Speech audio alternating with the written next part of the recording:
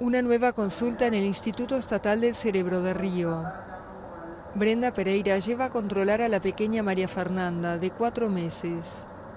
Una de los más de 2000 bebés en Brasil que sufre microcefalia, una malformación congénita que se disparó hace un año en el país junto con la epidemia del virus del Zika. Es muy difícil, porque cuando planeas un hijo, planeas entre comillas, esperas un hijo saludable, no que precise ayuda, otros cuidados. Y no tienes apoyo para eso porque en Brasil no hay apoyo. E não tem suporte para isso, porque o Brasil não tem suporte.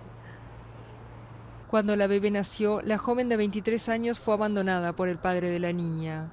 Ella tuvo que dejar su trabajo para dedicarse a su hija y hacer equilibrios para pagar costosas fisioterapias.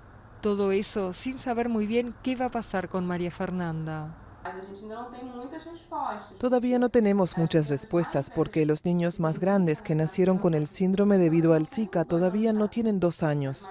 Los más grandes en el nordeste tienen 1 año o 1 año y medio. Los nuestros de aquí tienen algunos 1 año. Entonces no tenemos las respuestas de cómo va a ser el futuro. Yo se lo digo con mucha sinceridad a las madres. El Zika empezó a propagarse de forma acelerada por el nordeste de Brasil a inicios de 2015.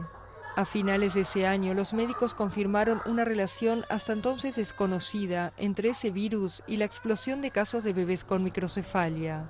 Desde octubre de 2015, el país confirmó casi 2.300 casos y tiene otros 3.000 en estudio. La OMS activó una emergencia mundial y en Brasil los centros de salud se vieron desbordados. Lo que necesitan estos niños es que alguien los cuide. No hay tratamiento, hay terapias de estimulación para su desarrollo, porque la verdad, la enfermedad ya está. El bebé que nace con la enfermedad la adquirió en la barriga. Entonces no podemos tratar eso. Se necesita mucho a la familia. El sueño de Brenda es que su hija pueda desarrollarse lo más posible y encajar en una sociedad que asegura no la mira como gente.